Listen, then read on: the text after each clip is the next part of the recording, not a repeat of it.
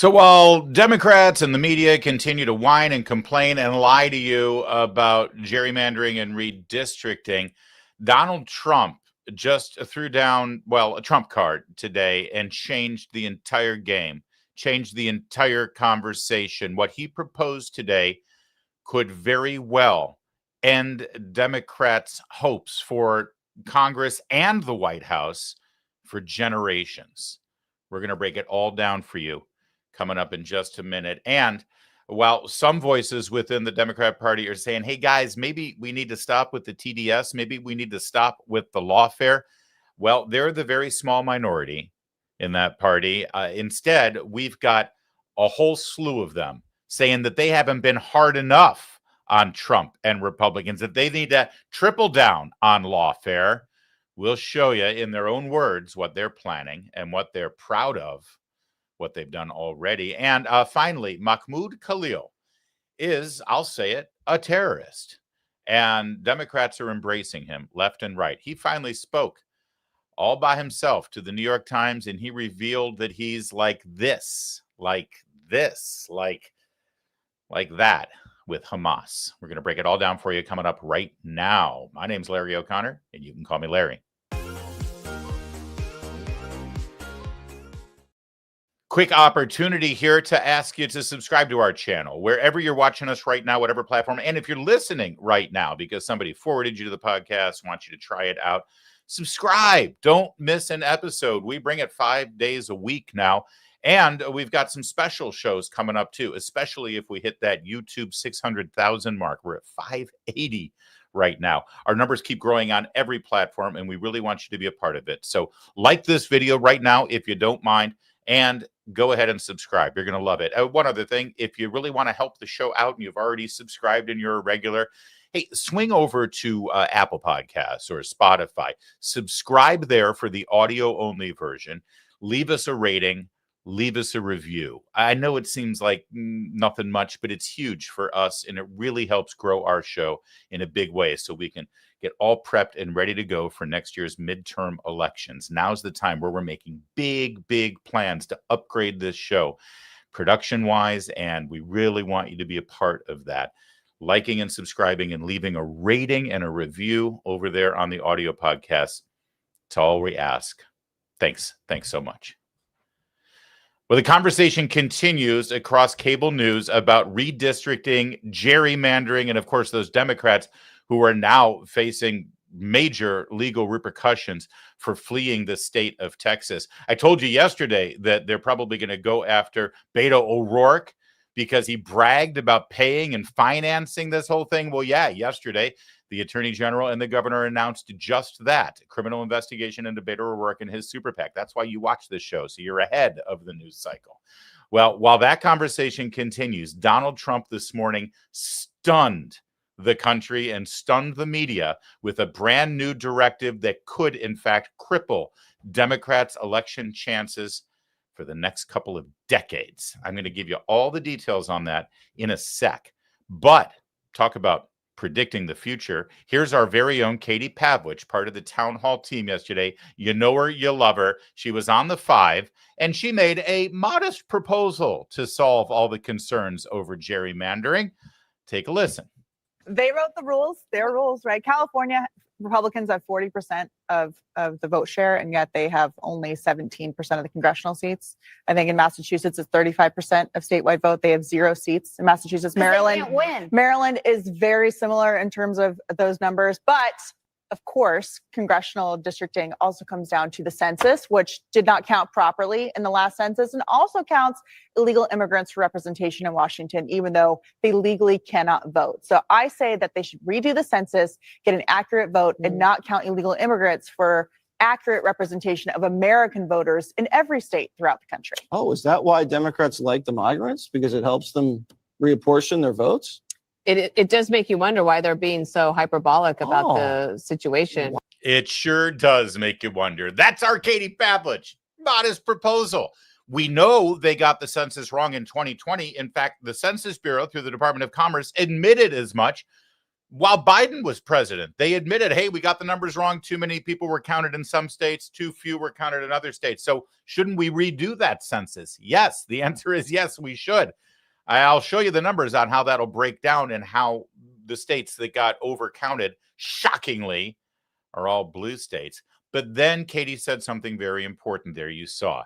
Why are we counting illegal immigrants in our census? Not only do they not vote, but they're not even legally here in this country. They don't deserve to be counted at all. Why should we count them for the purposes of congressional apportionment?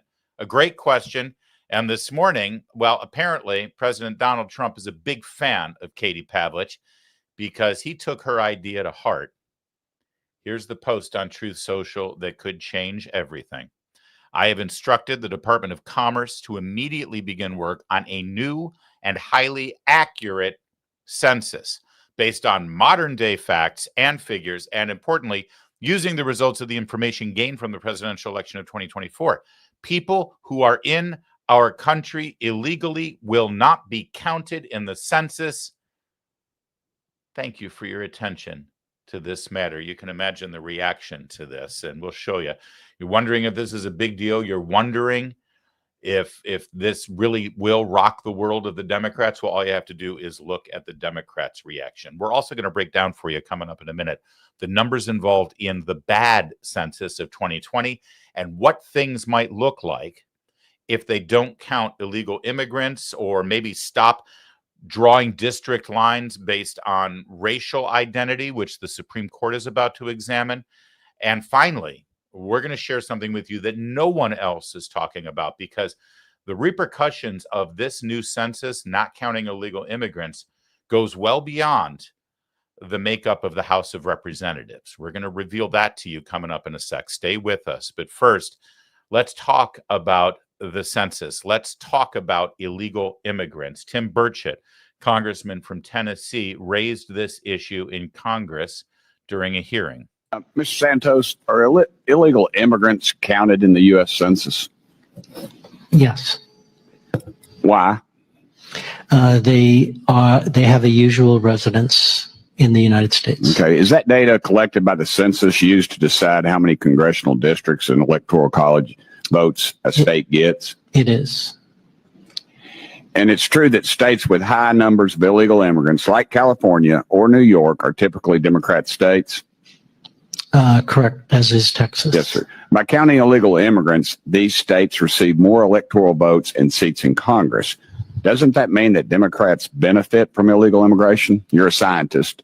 I am a scientist. That's the way the math works out. Yes. That is, in fact, the way the math works out. Now, he did throw in there that Texas does get quite a bit of apportionment based on illegal immigrants, and we'll show you what the effects on Texas might be if the illegal immigrants are no longer counted. But net, overall, Democrats benefit. Did you wonder why, during the open borders mania, during the Biden years, that congressmen and mayors and governors of places like New York and Illinois and New Jersey and Maryland, not border states, why they were opening their doors wide open, begging people to come in here? I mean, except for Martha's Vineyard, of course. Can't have them there. We're already set. Sorry, no room at the inn. All fill up.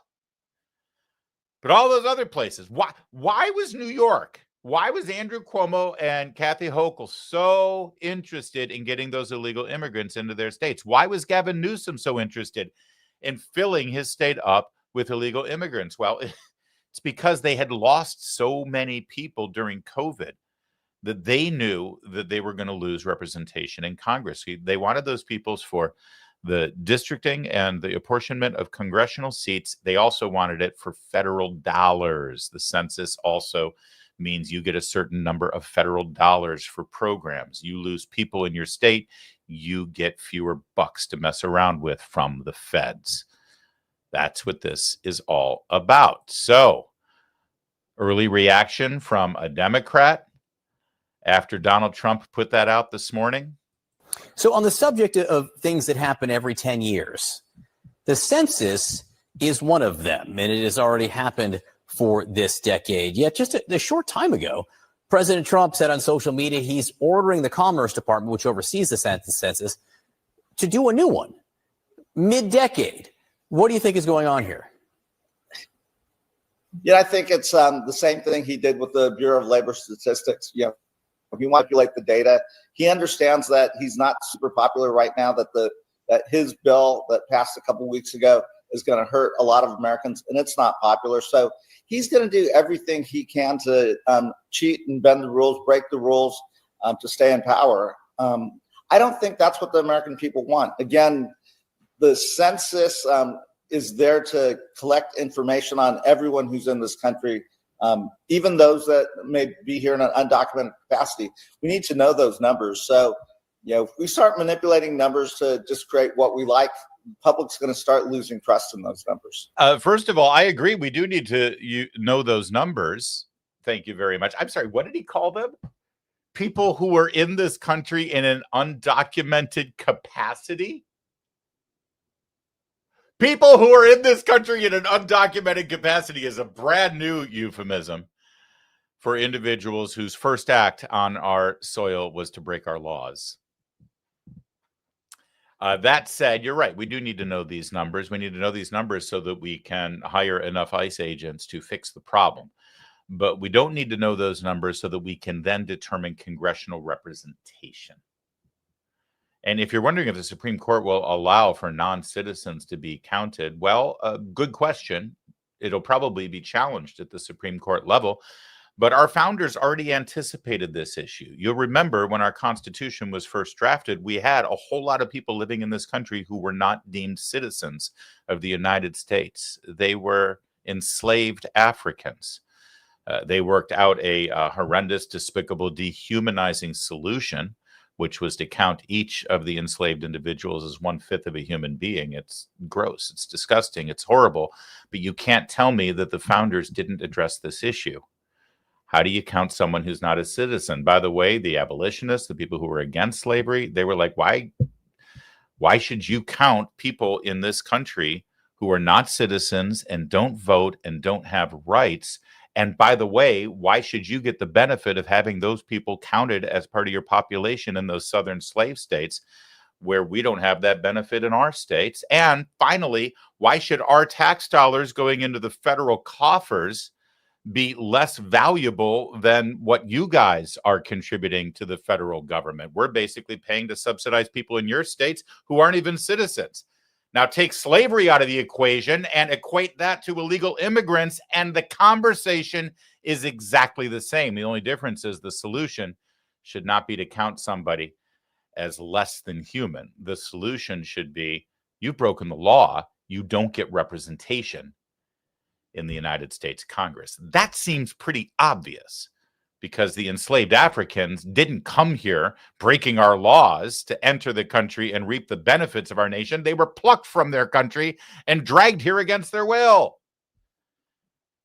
But call me crazy and controversial, but I think that people who come to this country and are citizens of a foreign nation and they come here breaking our laws don't deserve representation in Congress. For crying out loud. All right, more on this game changer with the census in a second, but there's been more conversation about redistricting. Stephen Miller, as you know, a favorite of this program. We got to score us a long-term interview with Stephen Miller. I'm talking like I want to sit with him for at least an hour. That's on my bucket list. We're going to make that happen just for you, my friends. We're going to make that happen. That said, he addressed the redistricting issue and the history of what Democrats have done in this country, leading us to where we are today. The Democrats have gerrymandered this country beyond recognition. Republicans won in the biggest blue states about 40% of the vote in the last election. States like California and New York, according to the official tally, but only got 20% of the votes. I'm talking about the House Republicans here. In 2024, House Republicans won a 3-time larger popular vote margin than in 2010. In 2010, they picked up 63 seats. In 2024, 4 seats, even though they won again a 3 time larger victory in the popular vote margin, House Republicans. At every level of this country, Illinois, Chicago, New York, Massachusetts, Democrats have gerrymandered the vote beyond recognition to try to maintain their advantage in the House elections. On top of that, let's not forget, Democrats rigged the 2020 census by including illegal aliens. Remember, they sued Donald Trump. They sued the administration. They fought tooth and nail to include illegal aliens in the census. 20 to 30 of House Democrat seats wouldn't exist but for illegal aliens.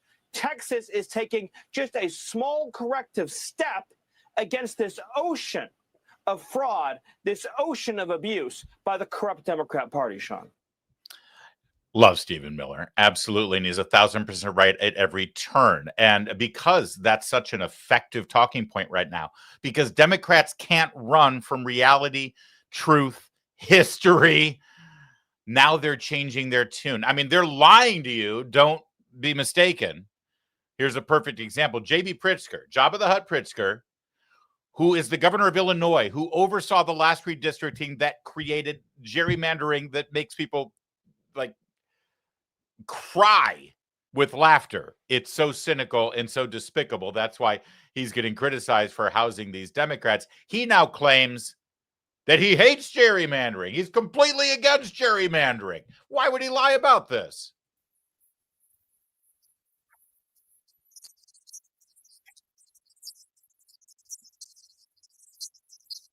We've got no audio on this one, Larry.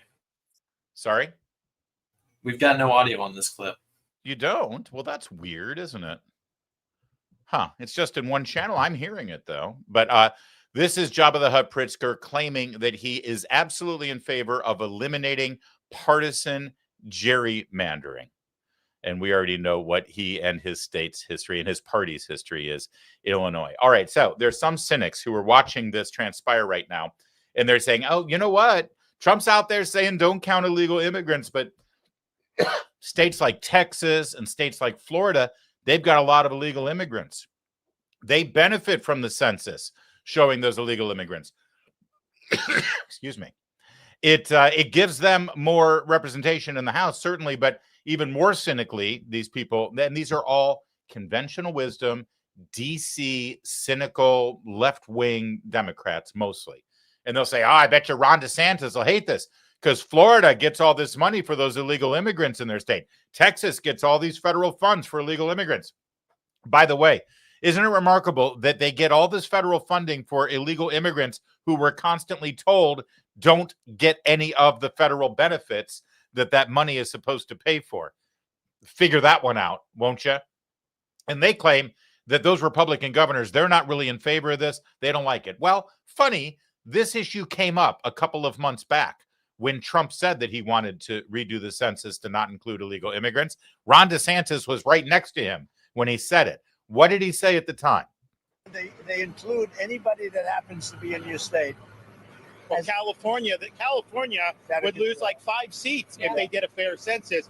And even beyond that, the Biden census gypped Florida of at least 1 seat. We only got 1 seat in the last census. Are you trying to tell me that Florida only had 1 seat in that? We should have had at least 2. Texas should have had another one. That could be the difference in the House of Representatives and the majority. So I would love for them to redo the census for 26. My legislature will redistrict those lines. We'll get it to where it's fair. But as it's right now, this country is not fairly apportioned. I've got so many more millions of people in Florida that have representation because of that flawed census. Mr. President, I think it's going to do very well. A lot of people, I don't know if you've heard about it. It's like, it's captivated the country. Everybody wants it. It's going to get in. It's going to. There you go. And that was when they were touring Alligator Alcatraz. What was that, 6 weeks ago? I want to say, geez, it seems like 6 months ago, doesn't it? So Ron DeSantis is on board. Trump did not stick this tweet out there, this truth out there, calling for a new census and to eliminate illegal aliens without having his ducks in a row. Why do people still not figure this guy out? He knew that DeSantis was going to be on board. He knows that Texas is on board. Do the math. New York, Illinois, New Jersey, California, Minnesota, probably, They're all going to be losing representation as a result of it, and New Mexico, by the way. And ultimately, states like Florida and Texas, you know, those states where everybody fled during COVID, Tennessee, Idaho, red states, they'll benefit. Bigly, DeSantis already on board before the announcement was even made. Now, we've got three things at play here, if I may. Number one is good old-fashioned redistricting, but even more importantly, the idea of redistricting based on race, which so far the Supreme Court has shunned, except after the civil rights era when, you know, white racist Democrats in the South had drawn the lines to exclude representation for blacks. That has been reversed, repaired, and now it's gone way overboard, where they're drawing lines exclusively just so black districts would have representation. The Supreme Court's about to take that up. We'll show you the repercussions of that. Number two, we've got a bad census from 2020 where red states were undercounted, blue states overcounted. And then number three, we've got the illegal immigrants. Let's break each down really quickly. Take a look at this. This was a breakdown done by Logan Dobson of the bad census of 2020. On the top are the states that were overcounted, overrepresented. Hawaii, Delaware, Rhode Island, Minnesota, New York, Utah, Massachusetts. Ohio's like right on the bubble. You notice something about those states? Other than Utah, they're all deep blue states. That means they're overrepresented in the House of Representatives. Who's underrepresented? Texas, Illinois, Florida, Mississippi, Tennessee, Arkansas. Other than Illinois, all deep red states. Yes, this matters for the House of Representatives, this bad, and again, let's be clear. The Census Bureau admits that the 2020 census was erroneous. It was wrong. It was bad. That should trigger a redo immediately. Okay? But secondly, and this is the part that nobody's talking about, yes, it affects the House of Representatives. Yes, it affects Congress. But it affects the White House. We elect presidents based on the Electoral College in this country. And each state's Electoral College number is based on two factors. The number of senators they have, and every state has 2 senators, and then the number of representatives they have in the House of Representatives. Right now, states like Illinois, New York, California, they will suddenly lose impact in the Electoral College equation for the presidential election. What states will gain? Florida will gain, Texas will gain, Arkansas, Tennessee, Mississippi. This affects the next presidential election big time. That's why it's so important. All right, next graph.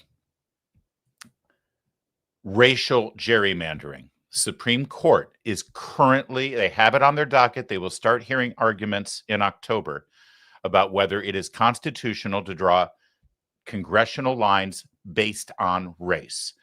If in fact they strike it down, and if in fact congressional lines no longer take race into account, this, according to Election Wizard, this is what the new breakdown could look like. That means nearly 25 House seats slipping through the fingertips of the Democrats that they hold right now. I mean, you look at our country right now as it is, and it is overwhelmingly Republican, except for the major high population areas. But what Democrats have done, realizing that all they've got is representation in these cities, but not in the suburbs or rural areas, is they've redrawn the lines to include most of a city, and then it stretches out into the suburbs to just sort of grab part of that area as well. It makes no sense. And by eliminating a lot of those lines, this could be the net result. Devastating for the Democrats. Our friend Greg Price broke it down in Louisiana. This is, again, one of those districts that is drawn specifically to try to capture people of based on race in certain populated areas in Louisiana. Louisiana is a very red state, except for the city of New Orleans. maybe Baton Rouge, mostly New Orleans. But look at this district they drew. It makes no sense. It stretches from one corner of the state to the other. And look at the party breakdown in that state. You see? They did it so they could get Cleo Fields elected. It makes no sense. Look at where the Democrats live in the district, in that little corner and in that little corner. And then they stretch all across the Republican areas to grab more Democrats over there. Of course, as Republicans go through this and determine the best way to best represent those states that they are elected to represent, either in the state house or in the governor's mansion, Democrats are playing the exact same song over and over again. It's not about politics. It's not about party. It's about race. These Republicans who are doing this, they're racist. Disenfranchising black and brown people is racist in all parts. For those of us watching this from out of state, just know, as Texas goes, the country's going to go. Texas may be the first to be redistrict or rigged district, but your state is next. Finally, for those of you who are watching, yes, the Republicans have stacked the deck. And the passage of this map may happen. But I want all of you to know, who are watching, they want you to be discouraged. They want you to be dismayed. They want to give you a reason to stay at home on election, but don't let them do it. All right, that's Representative Miles of Texas, trying to call racism, racism, racism. Of course, understand something, that generally speaking, whenever a Democrat accuses a Republican of doing something because of racism, generally speaking, that Democrat is trying to stop that thing from happening because of racism. Let's just be clear here. The districts that are in question right now have not been drawn based on political affiliation and based on party registration or based on any coherent representation of the people who live in those counties and neighborhoods of Texas. They have been drawn to protect people like Congressman Miles. They have been drawn based on racial lines. And it's wrong. And it needs to be fixed. And it's being fixed. Those lines were drawn due to racism. Texas is trying to redraw them, and that's why Democrats are accusing them of racism. By not taking race into account, Republicans are being accused of racism. Get that? Good. One other caveat here from our friend Phil Kerpen, smart guy, and he knows the law. He points out the current statute on the books says that the Secretary of Commerce can, in fact, call for a mid-decade census. They did so in 1985, and they can do it at every 10 years thereafter. They can conduct a mid-decade census of the population in such form and content as he may determine. But if you look down at clause 2 here, it says information obtained in any mid-decade census shall not be used for apportionment of representatives in Congress among the several states, nor shall such information be used in prescribing congressional districts. In other words, there is law on the books that says, yeah, you can do your mid-decade census, but you can't use it to reapportion. You can only use it for funding purposes. That said, this is not your typical mid-decade call for a census. This is a census to fix the broken census that was just done, that everyone already acknowledges was broken and wrong. It's going to happen. It's going to get challenged, but it's going to happen. And if it does, and we no longer count illegal immigrants, and we no longer draw district lines based on race, the Democrats will see their power slip away. And think for a second, real fast, about what I just said. And they will acknowledge it. That's why they're fighting it, by the way. If not counting illegal immigrants in this country in the census and not drawing congressional lines, taking race into account when you draw those lines, if that's going to hurt the Democrats, What that means is they've been able to attain and keep power based on two things that most Americans will find incredibly stupid, illegal, and offensive. The only way Democrats have been able to maintain any semblance of a party and have any chance of winning in this country at the House level and in presidential elections is because they've rigged the game based on counting people who are not, forget about not citizens, they're not even legally in this country. They rely on them for their numbers, let alone their votes. And they divide us along racial lines, literally, to maintain their foothold in Congress. Without those two mechanisms, they're lost. And that tells you everything you need to know about where that party sits in this country right now. Hey guys, quick second to tell you that we have a great swag shop with great swag, including the coffee mug that goes along with this show. We also have shirts for this show too. I got to get me one of those shirts. Why haven't I gotten one of those shirts now that I think about it? Anyway, get yourself a Larry mug. Just go to store.townhallmedia.com. And if you're not going to get a Larry mug, you should do what I did and get yourself a PJ Media 5 o'clock somewhere cocktail glass. Come on. Isn't that a beautiful glass? Here's the weird thing. I drink coffee out of this. I drink cocktails out of this because that's how I roll. They got a lot of good stuff, lots of swag for all of our websites. Go to store.townhallmedia.com and load up on your swag today.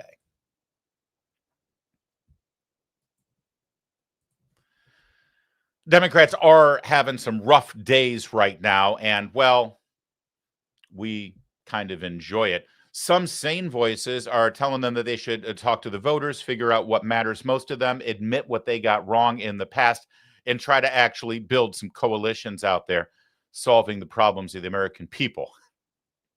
But most Democrats think that's crazy talk. No, they just have to keep attacking Donald Trump. James Carville has come out and openly admitted that Democrats need to quintuple down on lawfare and blow our system up if they ever win the White House again. We'll show you what he had to say in a second. But first, how about a sane, rational voice? Dan Turrentine.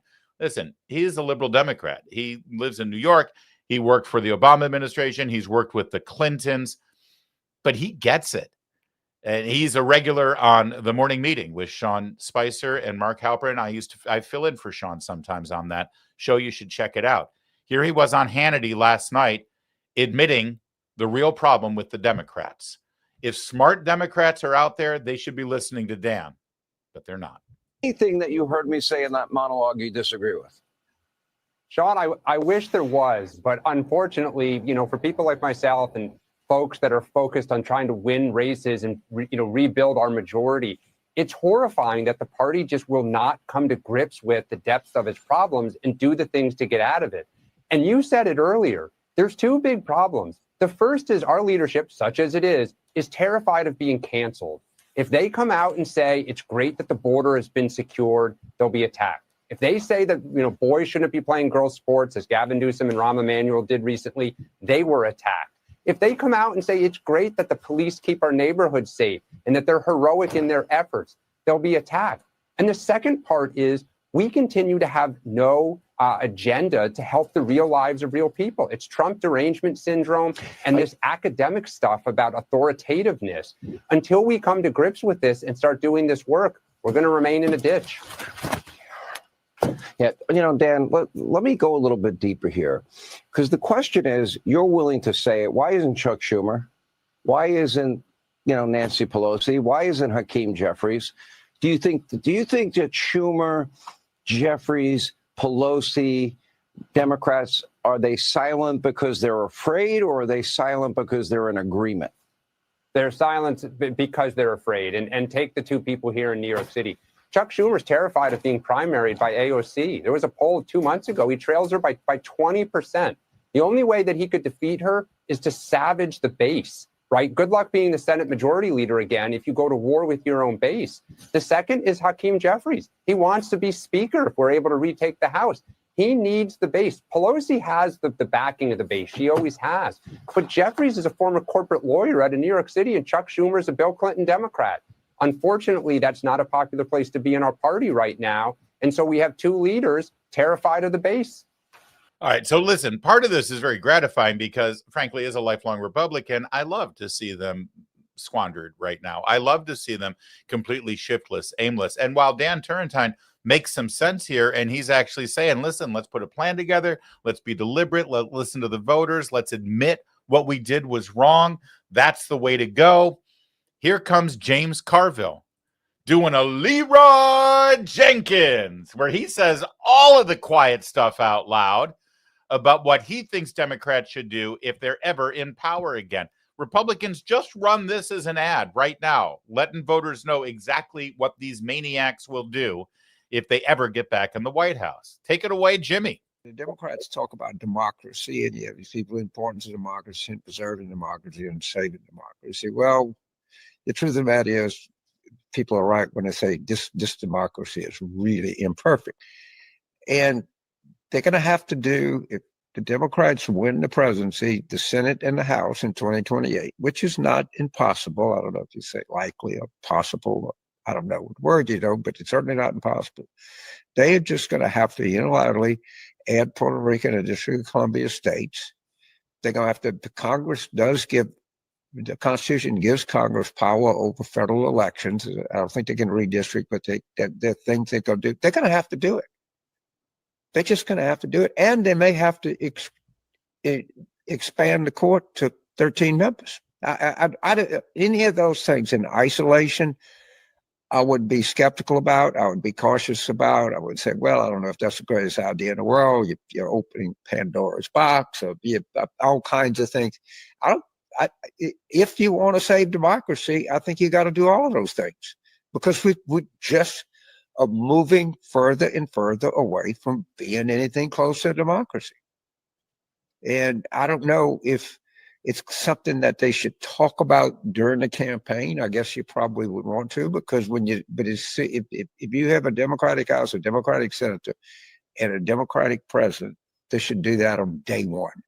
4 more United States senators, 4 more Supreme Court members, and some stringent national legislation on how you can do Congress. They could easily pass a law saying you can only redistrict once every 10 years.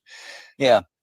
I mean, would it precipitate a constitutional crisis? Would the Supreme Court say you can't expand to 13? Would they say that some impediment to adding 2 more states? Sure.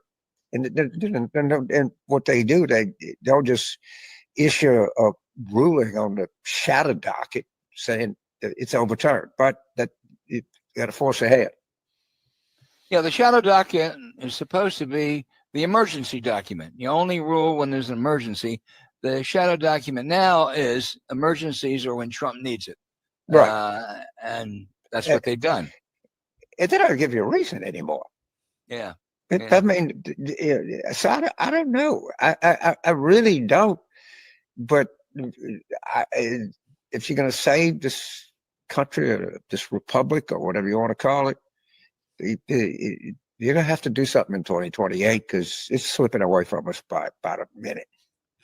Welcome to Octogenarian Cast here on the YouTube channel. Man, it's rough to see these guys. They were in their heyday back in the 80s and 90s, and now they're sitting and griping about how they continue to lose on a regular basis, and the only remedy, as you just heard from Jim Carville, and I love that he said, I don't know if they should say it out loud. I don't know if they should tell people what they're going to do when they're running for office, which is, now we know how Bill Clinton got elected when he was their campaign manager. But he says, yeah, when they get back into the White House, to save our democracy, we need to blow up all the institutions of that very democracy. Of course, we're not a democracy. We're a constitutional republic. Yeah, jump in there and automatically, unilaterally, he said unilaterally grant statehood to D.C. and Puerto Rico. That gives you 4 more senators, and then expand the Supreme Court, and then continue. Because it's an emergency, don't you know? This is a good time to check in with one of the most important, influential, and smartest political minds of the last couple of decades to find out what he thinks of James Carville and some of the other Democrats in the party who tend to think that this is what they should do. Remember this guy and his opinion of James Carville? Hunter, what do you think? But fuck him. Fuck him. Fuck him and everybody around him. I don't have to be fucking nice. Number one, I agree with Quentin Tarantino. Fucking George Clooney is not a fucking actor. He is a fucking I don't know what he is. He's a brand. And by the way, and God bless him. You know what? He supposedly treats his friends really well. You know what I mean? Buys them things. And he's got a really great place in Lake Como. And he's great friends with Barack Obama. Fuck you. What do you have to do with fucking anything? Why do I have to fucking listen to you? What right do you have to step on a man who's given 52 years of his fucking life to the service of this country and decide that you, George Clooney, are going to take out basically a full-page ad in the fucking New York Times to me and James Carville, who hasn't run a race in 40 fucking years, and David Axelrod, who had one success in his political life, and that was Barack Obama. And that was because of Barack Obama, not because of fucking David Axelrod. And David Plouffe, and all of these guys, and the Pod Save America guys, who were junior fucking speechwriters in, on Barack Obama's Senate staff, who've been dining out on the relationship with him for years. All right, I think that's enough, but we get the picture. Shh, quiet, let him cook. He's doing great. All right, so setting aside James Carville and his plan to quintuple down on lawfare and do whatever you can through the courts and through upending our basic institutions so that Democrats will take control and take power, even Jake Tapper. Boy, there's so many stories out there that in retrospect, Jake Tapper realizes, hey, maybe I missed that one. Jake Tapper now, he's actually calling into question whether it was a good idea and strategy for Democrats to engage in lawfare and use the Justice Department against Donald Trump. But understand something, he's only saying this now because he's trying to use it as a weapon against Donald Trump because he thinks Trump is doing what Biden did. But take a look at this. Benefit of the doubt, say, okay, I get it. But now instead of saying that was so horrible, no one should ever go through it. They're saying that was so horrible. Now we're going to do it to them. After he insisted, I will end the weaponization.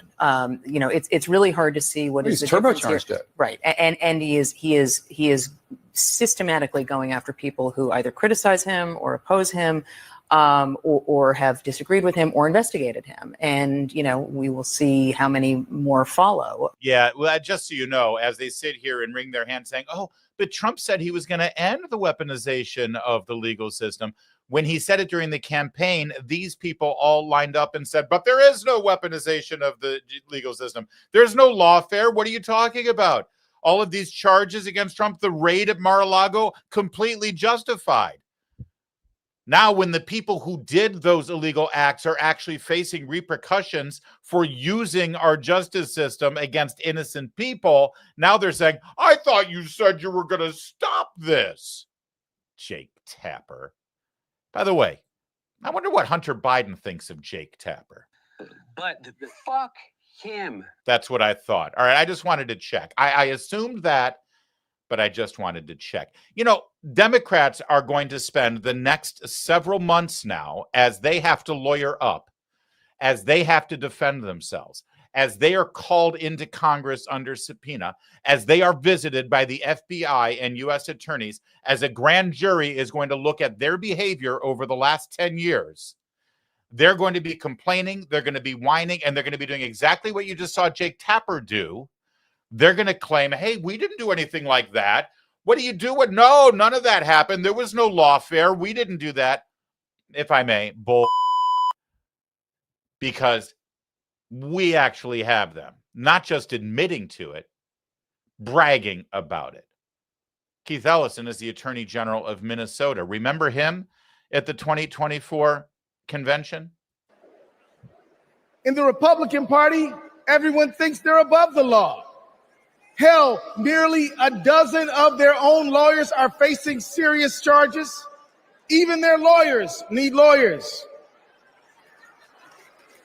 Look at him bragging about the lawfare. Oh, they're so bad, even their lawyers need lawyers. He's bragging about the fact that they actually tried to arrest the lawyers that were representing the people who are being attacked by his party. Do you wonder what Hunter Biden thinks of Keith Ellison? But fuck him. That's what I thought. I agree with Hunter Biden on this one. How about Governor Hochul of New York? She was at the same convention. She seemed to be bragging about the same thing. It's no wonder he had a fleet of Mar-a-Lago. Sorry about that, Florida. Sorry about that. Trump hasn't spent much time in New York lately, except that is to get convicted of 34 felonies. And that's just fine with us, because New York's motto is Excelsior, ever upward. And Trump takes us ever downward. There you go. She's bragging at the convention. It becomes a laugh line and an applause line that they lined up grand juries and actual juries and utilized their attorney general and district attorney to arrest and try to convict Donald Trump. And they're laughing about it because they didn't have anything else to say at their convention. They had nothing to run on. All they had was 34 felony convictions, and they're laughing about it. They're bragging about it. And now they're going to claim it never happened? Are you kidding me? I mean, in the words of Hunter Biden. But fuck him. Well, I mean, technically, Governor Hochul is a her, but we're going to let it slide. Oh, speaking of hers, this wasn't just back during the Biden era. They're doing it today. They're doing it now on a regular basis, and they keep bragging about it. So forgive us for noticing Congresswoman Laura Friedman at one of her town halls talks about how the Democrats in Congress regularly meet with Democrat attorneys general around the country. And why? Why do they meet with them? Every single week, we have a litigation working group where a large group of us, and I'm talking there's maybe 75 members of the House, sit down every single week with the AGs to talk about legal strategy. This is all going on every single week behind the scenes. It is nonstop talk, nonstop introduction of bills and legislation, nonstop being on social media as much as we can without being throttled and without the crazy analytics, and doing all these things. Okay, so I'm sorry, Dan Turrentine. I agree with you. If I were a Democrat, I would want my party to listen to voters, admit my mistakes, stop being obsessed with Trump derangement syndrome, and actually focus on doing something for the American people. But they're not listening to you, Dan. They're listening to James Carville. And I just gave you example after example after example. Not only are they continuing with their TDS lawfare, they're bragging about it openly. They love it. And it's never going to change. I mean, look at the 3-time governor of Georgia, Stacey Abrams, who said, I'm sorry, what? She never won any of those elections? Are you sure? Huh. Well, anyway, Stacey Abrams is still a thing, and she's made millions and millions of dollars somehow. And, well, here's her latest about Donald Trump.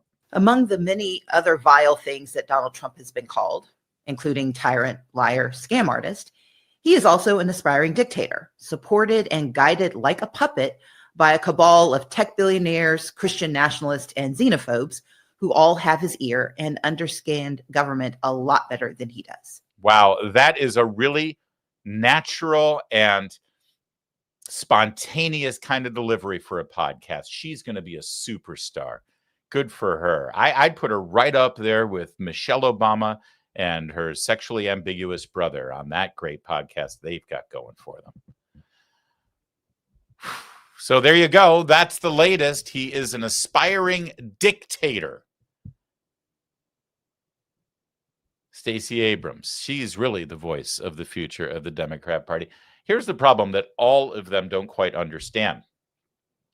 Donald Trump has run his last election.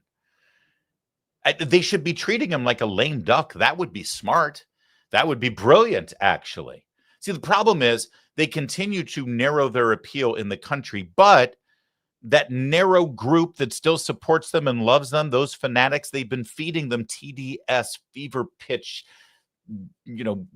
fuzzy little biscuits of boxed cereal or whatever it is that gives them a sugar high for so long that they don't know how to do anything else. And in return, they keep getting support and funding from all of those people who just hate Trump. And that's all they can focus on is hating Trump. It's a smaller number, sadly, and it's going to get smaller as the economy continues to thrive, but they're addicted to it. Both sides. It's a codependency. People like this who love to just give the easy little morsels of Trump's a dictator, and then the people who receive that and give them money and support them for saying that. And the cycle continues and continues, but what they've lost sight of is Trump's not running anymore. I guess they think they're going to damage J.D. Vance, I guess. But based on the latest polling, J.D. Vance is kind of sitting pretty, at least with regard to the Republican Party. J.D. Vance, you assume, is going to run for the nomination, and he'll have some challenges, but right now, it doesn't even look close. Let's talk about J.D. Vance and the 2028. Where does he stand on this? You know, I'm going to quote the esteemed scholar Larry David and say, pretty good. What are we talking about right here? Well, why don't we take a look here? Look, this is early polling, but look, for the GOP nomination, it's J.D. Vance at 40%. There's no one even close to him. Ron DeSantis back at single digits at 8%. Donald Trump Jr. back at 7%. And I know Kate Baldwin will say, Harry, it's so early. It's too early to look at the polling. You said it. You don't even need me to say it. I said it, quoting you. I was channeling you. But keep in mind that early favorites have actually gone on to win the nomination 63% of the time, those who have run since 1980. And when you're dealing with fields that are 5, 6, 7, 8, 9, 10, upwards of north of 20, and all of a sudden you're telling me that the early poll leader, who is J.D. Vance, that those win more than 50% of the time, that is why I say it looks pretty gosh darn good, or pretty good for the man from Ohio. How about vice presidents historically? How they do? Okay, so you see the polling, you see that J.D. Vance should be considered a favorite at this point, but take a look here. How about vice presidents, sitting vice presidents, the last 5 sitting vice presidents who ran? Richard Nixon in 60, he won. How about Hubert Horatio Humphrey in 68? That's HHH. That's a real acronym for him. How about Bush the first in 88, won. Al Gore in 2001. Kamala Harris in 2024, won. Yep, that's true. If you're a sitting vice president, you're going to get that nomination if you want it. Here's the problem, and I'm sure you've already figured out, only one of those 5 actually won the general election. That would be Bush 1, and he was really running on Ronald Reagan's 3rd term. He won, but then he lost in 92 when he was going for his own 2nd term. If J.D. Vance runs, he'll get the nomination. It appears, by the way, one of the things that people aren't talking about much, he happens to be in charge of the Republican National Committee's Finance Committee right now. He's traveling all over the country raising money for the midterms, and he's in charge of doling out the RNC money to candidates for Senate and for House. You know what that means? It means if he wants the nomination and he helped with the fundraising and the distribution of funds for anyone who wins a House seat or a Senate seat in 26, well, then J.D. Vance is going to come knocking and asking for an endorsement. J.D. Vance is going to get it. J.D. Vance is in the catbird seat right now. Frankly, I think the only discussion amongst the other candidates is who will the running mate be. As of today, things could change, but that's how it is as of today. If he runs for Trump's 3rd term and things continue along the path, and there's a lot of game to be played, that's probably a recipe for success. There's one other thing that's working in J.D. Vance's favor. As all of this insanity goes on with the Democrats, all the stuff that we just showed you, and all of the dirt they're trying to throw at him. And of course, it's not just the Democrat politicians. It's the media. It's the culture. It's academia. It's pop culture. It's everywhere. J.D. Vance handles it like a pro. Perfect example this morning. J.D. Vance has now gotten the dubious distinction of being featured in the latest episode of South Park. They treat Mar-a-Lago like it's Fantasy Island, and there's Donald Trump as what was the character's name now? Mr. It was Ricardo Montalban. Yeah, I can't remember. Somebody will remember. Huh? Mr. Garrison? No, Fantasy Island. Mr. Rourke. Mr. Rourke. That's what it was. I think I got it before the chat could tell me. There's Trump as Mr. Rourke, and there's the fat-faced meme of JD Vance as tattoo. So there's South Park previewing that they're going to do this tonight on their episode. And what was JD Vance's reaction? He tweeted it out and said, well, I finally made it. That's how you handle it. He's funny. He's good. He's affable. He's right on the issues, and he can communicate with the voters. And as of now, he's in the catbird seat. And I'm telling you, Democrats continuing to focus on Trump, trying to slime Trump, trying to attack Trump, trying to sue Trump, trying to fight tooth and nail and follow the James Carville recipe book. Sorry, Jimmy Carville, but they're never actually going to get a chance to put your plan into place because they're not going to win again. Not if they continue down this path. Or, if I may, in the immortal words of Hunter Biden, but fuck him. Could not have said it better myself. All right, what do you think, Kevin? Too much Hunter? I love a running gag, don't you? You're funny, man. No, you're a funny man. They should put you on South Park. No, I don't need that in my life. Hey, remember Mahmoud Khalil? He's a terrorist, or at least a terrorist sympathizer. He represented all those pro-Hamas protests at Colombia. When Trump won the election, he was apprehended. He was put into detention pending his deportation. He's now out pending a court date. And, well, he just can't shut his mouth. He's been going in the media and he's been, well, telling his tale. And you've got to see this disastrous interview he just had with Ezra Klein at the New York Times when he made a really, really bad strategic blunder. He told the truth. Take a look. This is Mahmoud Khalil admitting that he's part of Hamas. To me, it felt frightening that we had to reach this moment in the Palestinian struggle.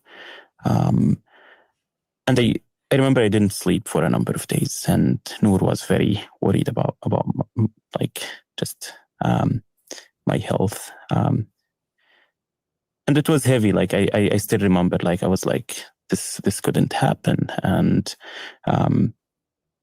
what do you mean we had to reach this moment? What moment is this? I was interning at UNRWA at that point, the United Nations Relief and Works Agency at the UN, at their New York office.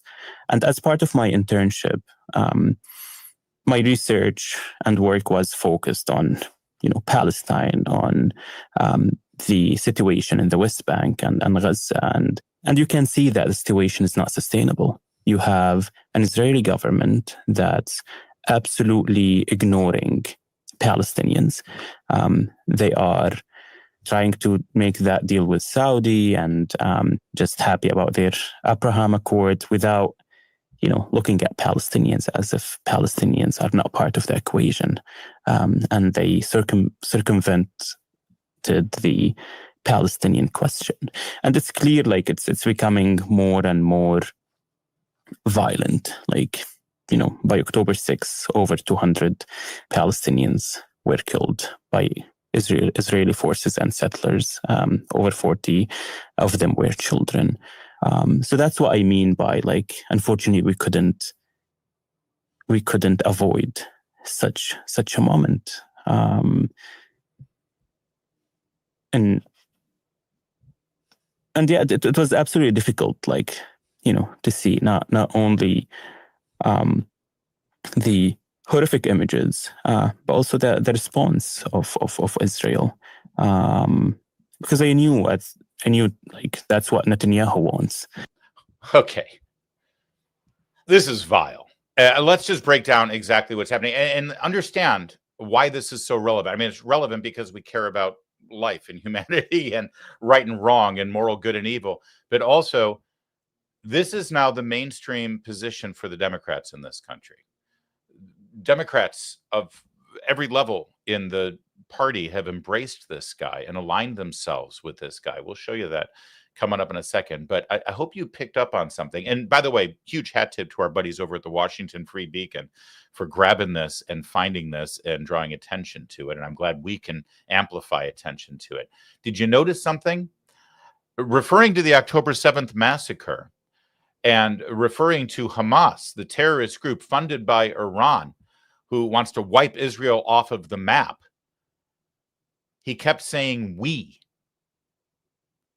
We, not they, not them, not Hamas. And understand, he's not saying we because he's a Palestinian, because he's not. He's from Syria. He's a Syrian national. But he kept saying we. We couldn't have avoided this. And did you also notice why he believes the October 7th, that last thing he said, by the way, oh, the images were just horrible to see. He wasn't talking about the October 7th massacre. He was talking about Prime Minister Netanyahu's response to the October 7th massacre.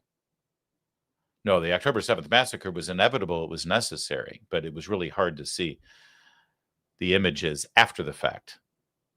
The response.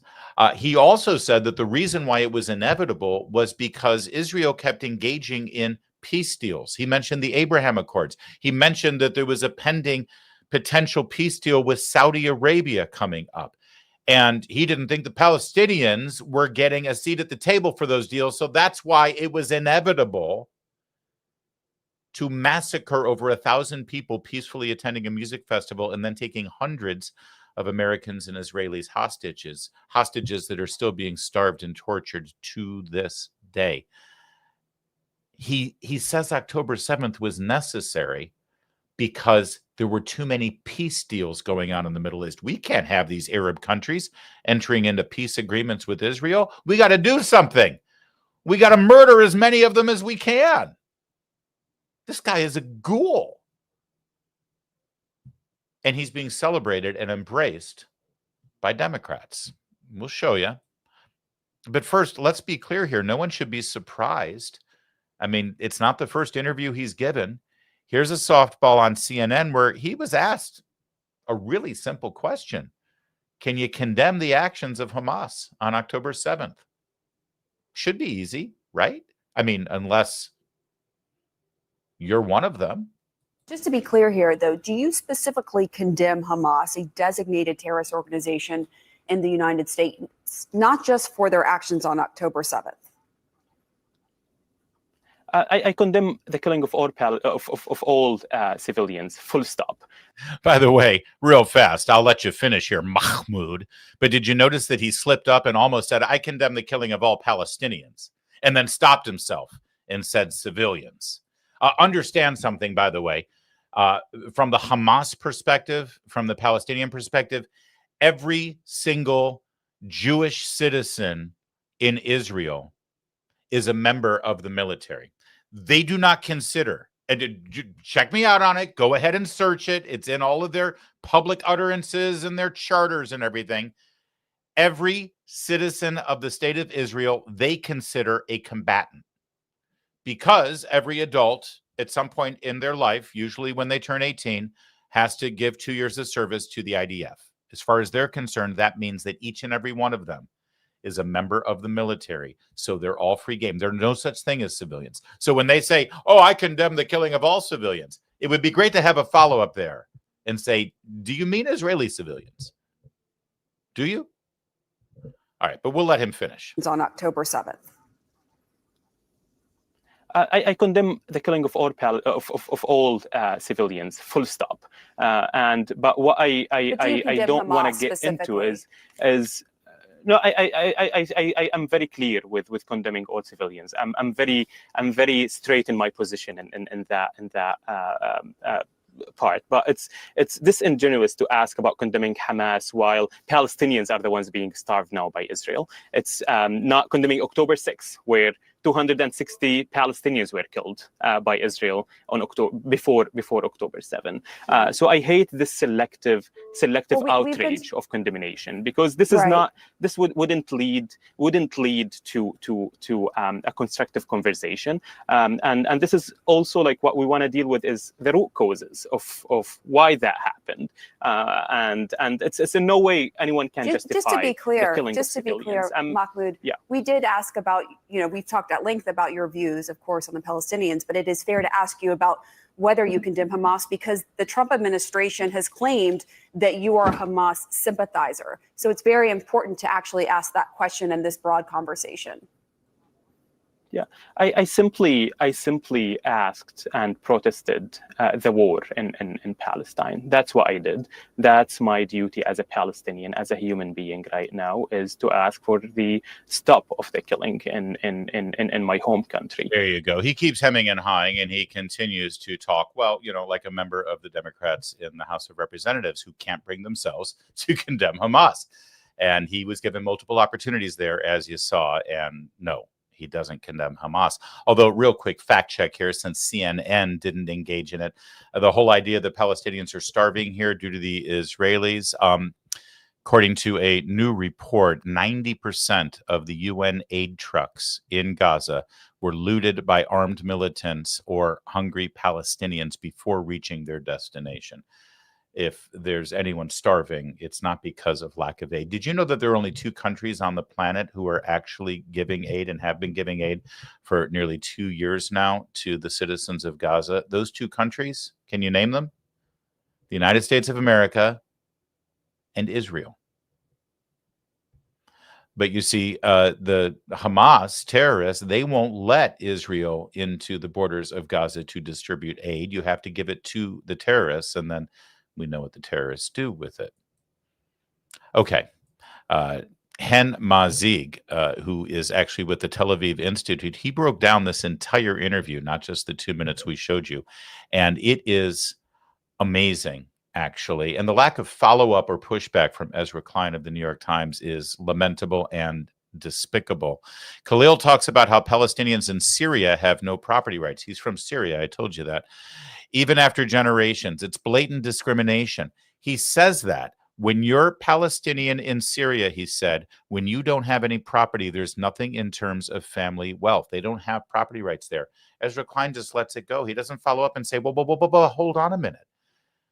You claim your beef is with Israel and that they're in some way trying to conduct genocide and they're racist, but the Syrians are Arab, they're Muslim, and they don't give you property rights in that country. Aren't they just as bad? By the way, Palestinians who live in the state of Israel, they actually do have the right to vote. They do have freedom of speech. They do have the right to own their own businesses. No curiosity about how other Arab states treat Palestinians. He just moves along, Ezra Klein does. Khalil, who often describes himself as a Palestinian refugee, mentions one grandparent living in modern-day Israel. His grandmother lived in Tiberia for 30 years before 1948. So she must have lived through the Tiberia pogrom in 1938 when Arab terrorists lit Jewish homes and synagogues on fire and stabbed the people inside, including a baby, to death. Somehow, the Arab-initiated violence that preceded his family's departure from Tiberia was never part of the narrative Khalil was taught. He was said he was raised to believe that Palestine was taken from us, was stolen from us. A great part of his family history that had no follow-up from Ezra Klein. He also says that October 7th was inevitable, parroting Hamas's rationale for the rape and slaughter of Jews as a means to avoid Israel's normalization with Saudi Arabia. We just showed you that. Khalil's statement directly aligns with Yahya Sinwar's message to top Hamas officials uncovered in May, that an extraordinary act would be necessary to stop normalization. Sinwar conveyed this message mere days before the October 7th massacre, rape, and abduction of innocent Israeli civilians. In other words, Mahmoud Khalil is saying to the New York Times and revealing exactly the rationale that the leader of Hamas, the terrorist organization, used to justify and rationalize the October 7th attacks. But he says it in such a way that it sounds, gosh, oh, so reasonable. Ezra Klein just, oh, inevitable? Was it inevitable? Is that right? Because of the Saudi-Israeli peace deal? They murdered innocent people because they didn't want there to be a peace deal. And they're supposed to be the victims? They're supposed to be the good guys? And this guy is supposed to be a hero to the left in this country? Having lived in the Middle East most of my life, unfortunately, the only Jew you hear about is the one who is trying to kill you, he says. As Hen Mazig says, what happened to the 50,000 Jews of Syria and Lebanon where Khalil grew up? Where are they now?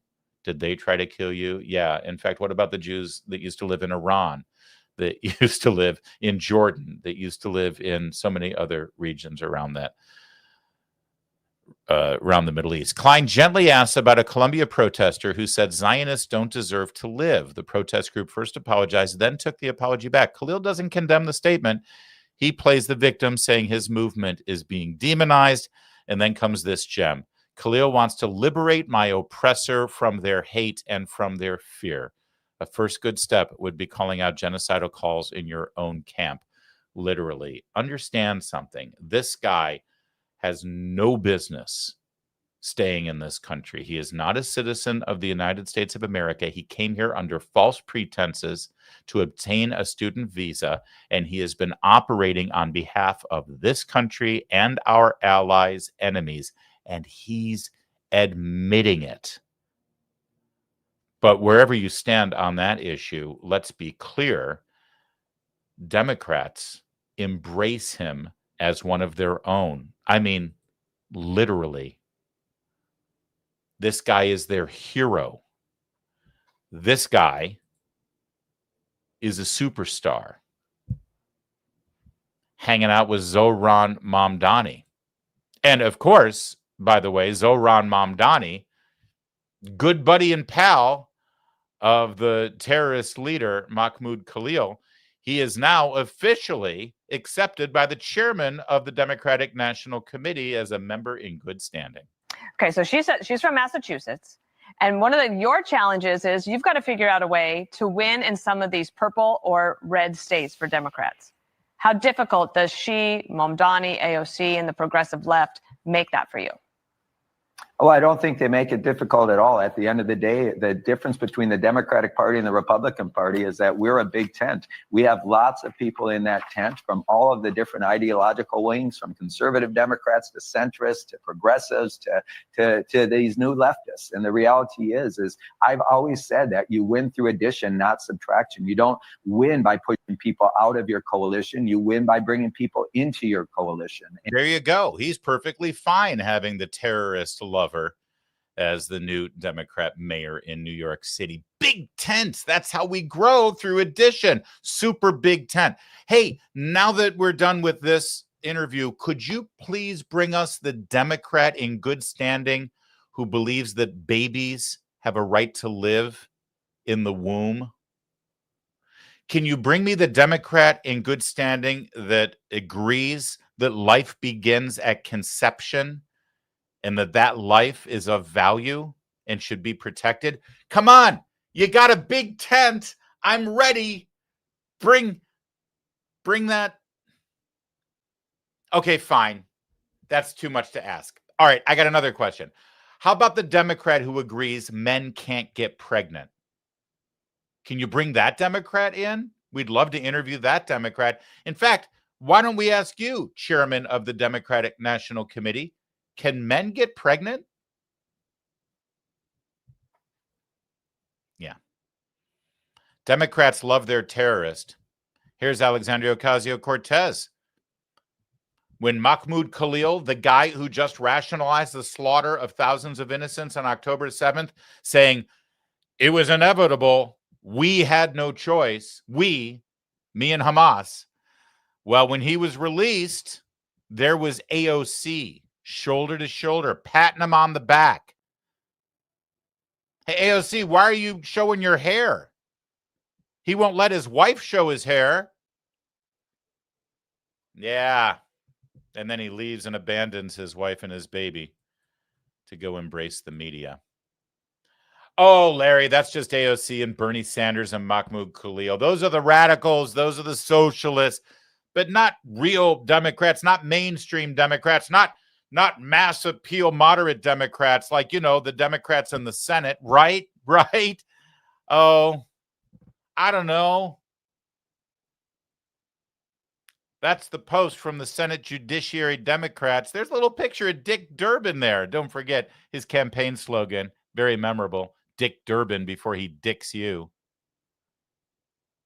They're all in on Mahmoud Khalil. He's a hero. He's a rock star.